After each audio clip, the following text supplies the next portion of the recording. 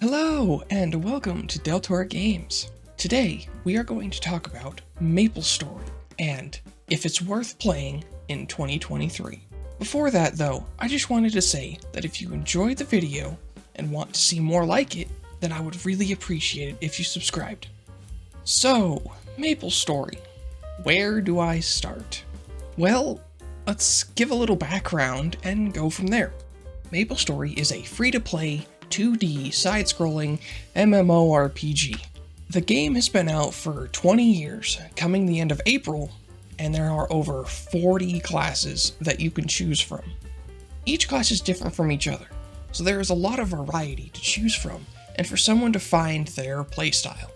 There are 5 servers that you can choose from, 6 if an event is going on, but for this video we are going to be showing things from the reboot server. The reboot server was made so players didn't have to rely so heavily on other players or NX, the in-game paid currency. Here's a list of a couple things that this server offers. No trading, Mesos are dropped at a 5 times rate, monsters have increased HP and give more XP, things in the cash shop have been changed to cost Mesos instead of NX, and item drops are for your class only. With all that info, let's get into actually playing the game. I started a Cadena. Cadena? I don't really know how to pronounce that, because I thought it looked cool. They use a chain as their main weapon and have other weapons as their abilities, like a spiked bat, a shuriken, or even a brick. So from playing this class, I learned that it's not really my playstyle. But that's something I really like about this game. You don't have to play the same class forever. If you don't like it, then you can start a new character and try one of the other classes. But I wasn't going to change my class. I already named the character, and I was not going back. So I played the game for about 22 to 24 hours, reached level 155, and I had a pretty fun time. I did all the quests you get from your starting area, and then did the 3 main side quest things. These. I fought multiple bosses and traveled all over the Maple world. This game is quite large. It has a lot of places you can go and a lot of quests you can do. I pretty much stuck with the ones that are in the guide, so I could fast travel and try and level up a little faster. Since I've brought it up, segue. Let's talk about the guide, the UI, and the controls. Not in that order. We are just gonna squish all these together.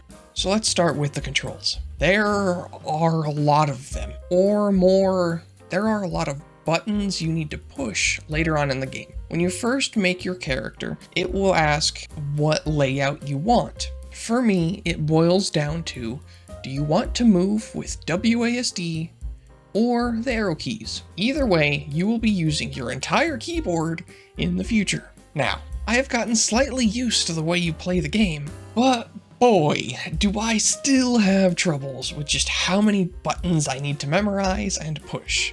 I mean, look at it! That's 18 buttons just for abilities. Little side note, this is a picture from a level 220 character, but you get the point.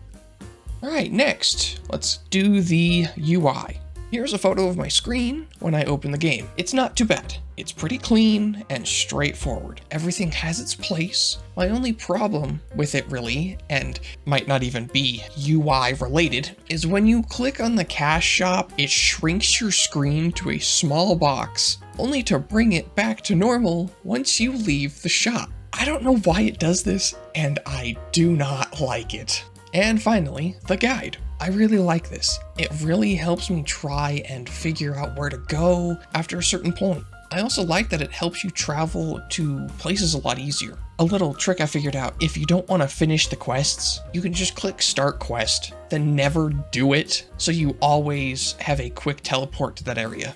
The guide has made my time playing this game a lot easier. I used to have to wander around trying to figure out where I should go or what I should be doing, but the guide gives you that little amount of help that you need. It also has some rewards if you clear the specific things it's showing. With that, I wanted to say what I like about this game. This game has really good music. It's one of the things that brings me back to the game. Whenever I hear it, it just makes me very happy. That might be nostalgia, but I don't care. Some of my favorites are the title,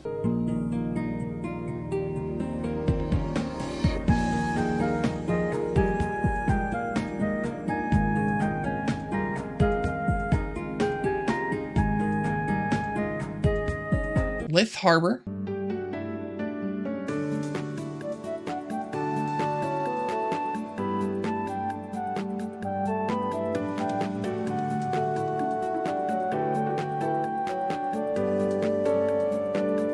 Temple of Time,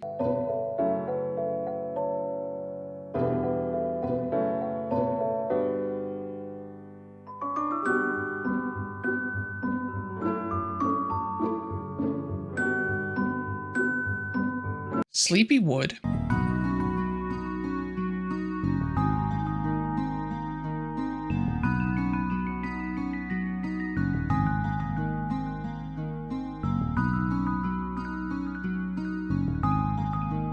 Choo Choo,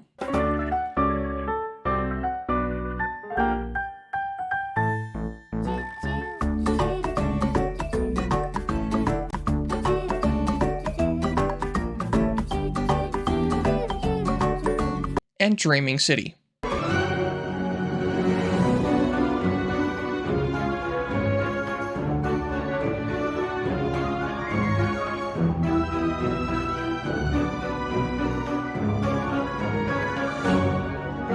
There are more, but these are just a few that come to mind when I think about the music.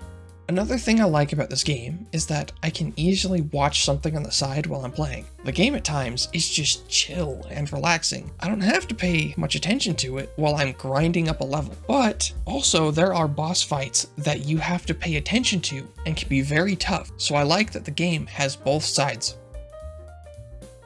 I want to talk about some of the more annoying things about this game. Quests. So, as I stated, there are a lot of things you can do, but most of the time you don't really need to do them, and they don't entirely give you a lot of XP or good rewards. If you care about the story, or you just want to have fun, then ignore this part. But if you're like me, then you want to know the best way to do things. Well, that will lead you down the rabbit hole of grinding. And I mean a lot of grinding. Before, I talked about how I did the 3 side quests. Well, I did them because they are the fastest way to get to level 70 and also give good loot. After a certain point, trying to do quests just doesn't give you enough XP compared to sitting in one map and grinding the enemies. There are so many quests, and I wish that they gave more of an incentive to actually do them. I mean, look at this. This is 48 quests I could do, but most of them I won't ever because they are too low level or just don't give anything useful to me. Another thing I wanted to talk about was just how much daily content there is. To some people, this isn't a bad thing. It gives them a bunch of things to do, and they are happy to do it. But for me, once you hit a certain level, about 200 or so, you have a list of things you have to do every day if you want the best equipment and character. You gotta defeat these bosses every day so you can get their drops to hopefully build their equipment.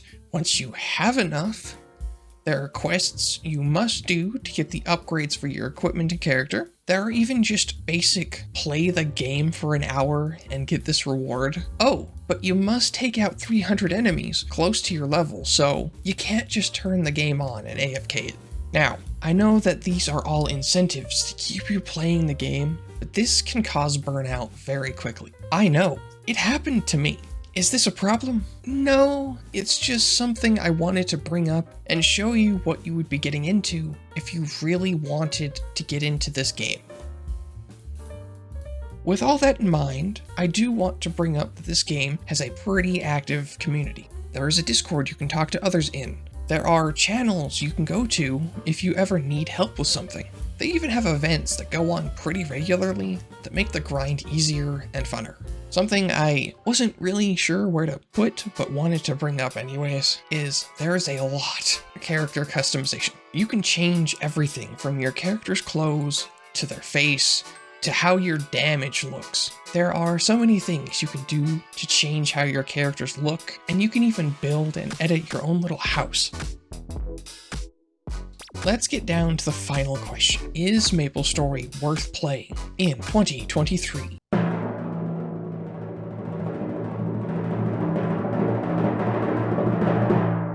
My answer is yes. This game may be old, but it's still going. They are still updating it, and there is a lot of fun to be had in this game. If you're looking to try it, or want to become the next big Mapler, then there is no better time than now. The game for the NA server is turning 18, and that means a nice event will be happening. Why not come and try it out? Thanks for watching.